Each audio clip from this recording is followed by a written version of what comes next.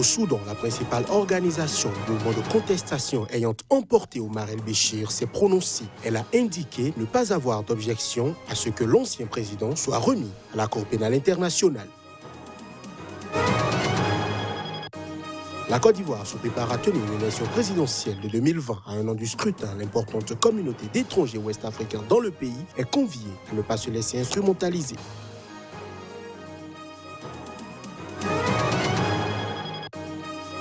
Au Cameroun, les survivants d'un glissement de terrain qui a fait des dizaines de morts dans la ville de Bafoussam sont désespérés. Sommés d'évacuer le site dangereux, ils disent ne pas avoir d'endroit où aller.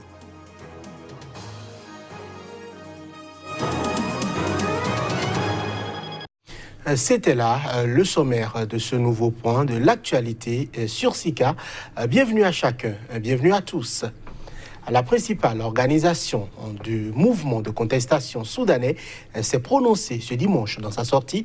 L'organisation qui a mené à la chute du président Omar el-Béchir a indiqué ne pas avoir d'objection à ce qu'il soit remis à la Cour pénale internationale qu'il jugerait notamment pour génocide. Les détails.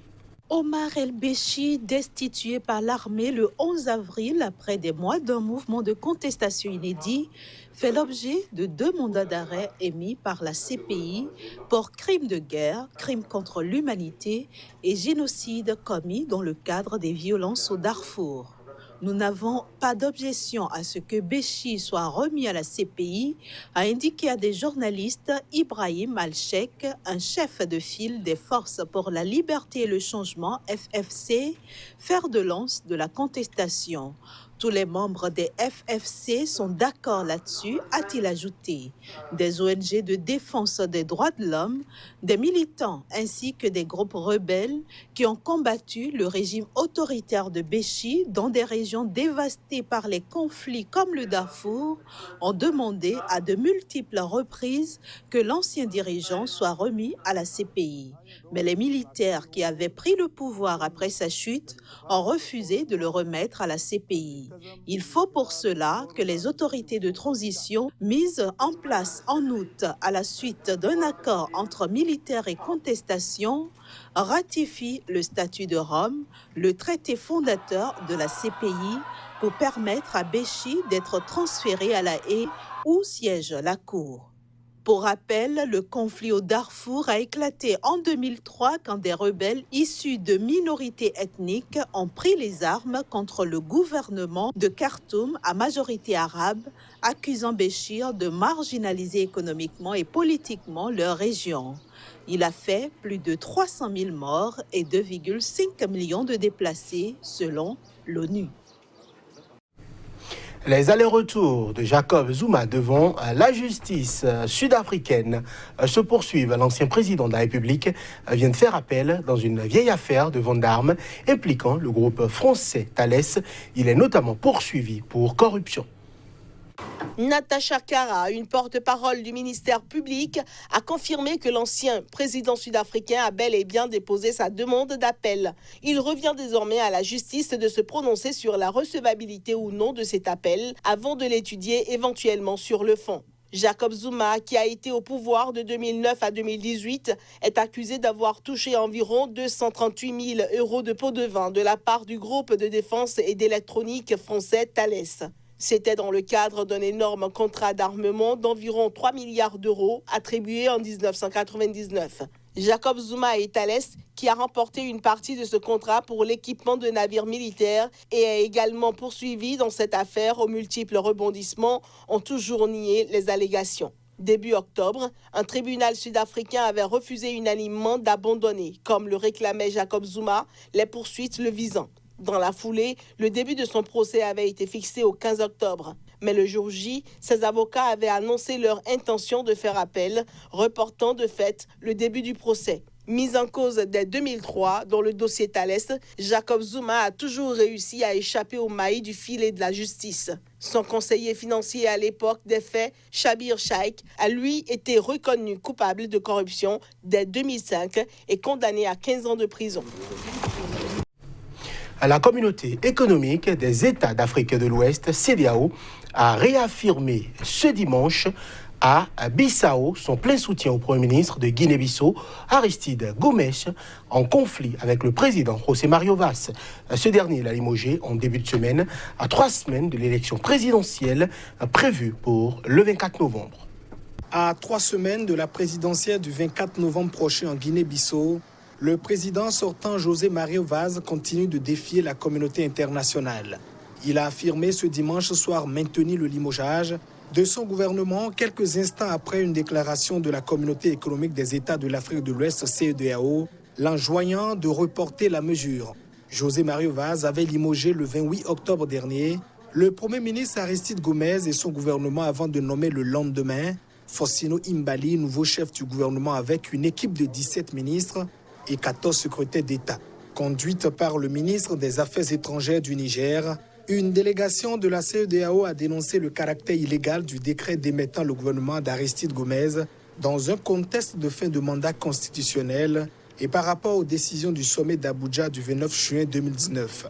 La campagne pour l'élection présidentielle du 24 novembre a débuté ce samedi et doit s'achever vendredi 22 novembre pour les 12 prétendants en lice pour cette présidentielle dont José Mario Vaz et son ancien Premier ministre Domingos Pereira, chef de la majorité menée par le Parti africain pour l'indépendance de la Guinée et du Cap-Vert, qui a conduit à l'indépendance cette ex-colonie portugaise.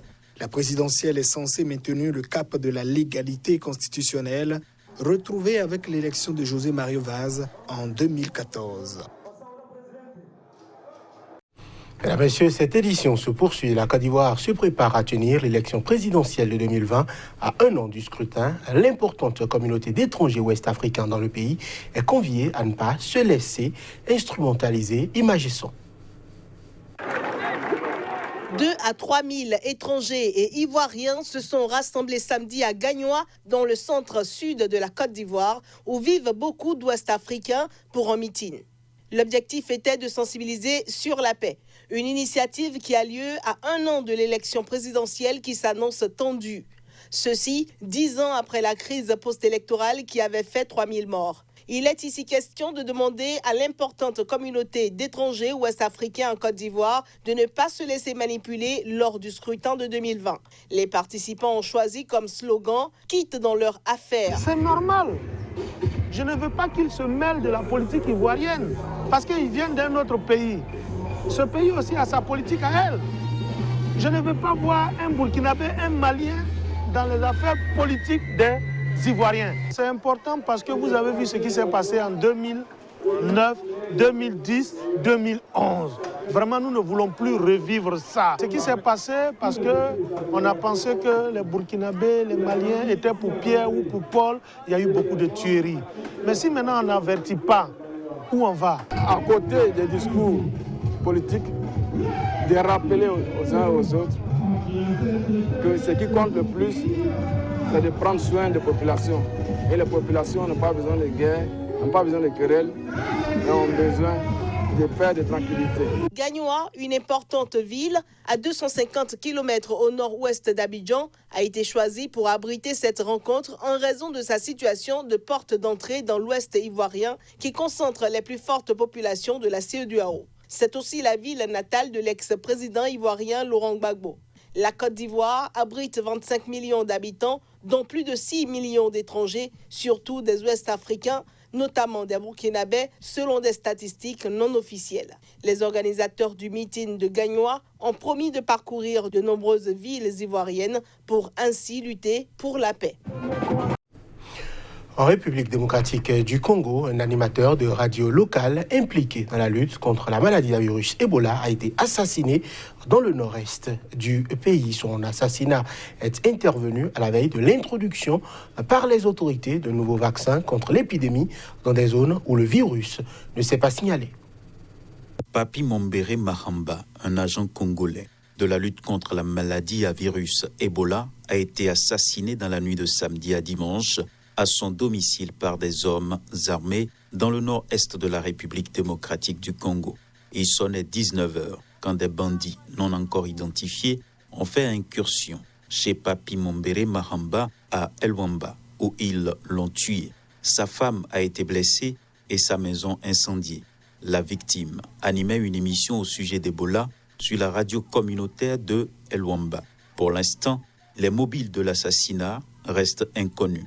Dans un communiqué, l'Observatoire de la liberté de la presse en Afrique, basé en République démocratique du Congo, a condamné l'assassinat de Mombere Mahamba, qui intervient à la veille de l'introduction par les autorités d'un nouveau vaccin contre l'épidémie dans des zones où le virus ne s'est pas signalé. Il a également appelé les autorités de l'Ituri à mener des enquêtes sérieuses pour élucider les circonstances de cet acte odieux afin de trouver les auteurs intellectuels et matériels de ce crime. En République démocratique du Congo, les radios locales restent l'un des meilleurs moyens d'informer les populations. Mais depuis septembre, plusieurs radios du territoire de Mambasa ont décidé d'interrompre la diffusion des émissions sur la lutte contre la maladie à virus Ebola en raison de l'hostilité d'une frange importante de la population, a affirmé l'Observatoire de la liberté de la presse en Afrique. Au Cameroun, les survivants d'un glissement de terrain qui a fait des dizaines de morts dans la ville de Bafoussam sont désespérés alors que les secouristes poursuivent leurs recherches. Les survivants disent qu'on leur a demandé d'évacuer le site dangereux, mais qu'ils n'ont pas d'endroit où aller. Une semaine après l'éboulement de terrain de Bafoussam, le bilan des victimes est inchangé et les fouilles désormais interrompues. Il est donc maintenu à 43 morts et 11 blessés. Mais les autorités font face à d'autres défis, recaser les riverains et les rescapés, entre autres. Le bilan de 43 morts déclarés et 11 blessés ne saurait être exhaustif pour les riverains, convaincus qu'ils sont que plusieurs de leurs voisins manquent toujours à l'appel. Dès mardi, les militaires vont s'employer à une nouvelle mission, détruire toutes les habitations encore restantes tout autour du lieu de la tragédie. Le recensement des habitants appelés à quitter les lieux est lui aussi déjà bouclé. Le décompte avoisine le millier de personnes. Leur recasement présente cependant un nouveau défi. La zone allouée à cet effet par les pouvoirs publics étant toujours en cours d'aménagement. Vous avez vous-même vu les conditions dans lesquelles nous dormons. On parle tout avec preuve et certitude.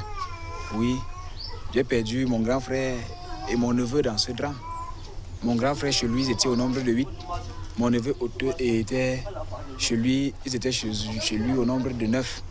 Avec une femme enceinte. On demande les maisons chez les voisins comme ça, les voisins les plus proches. On lance même le matelas dans la cour, on dort là-bas en attendant voir comment on doit faire.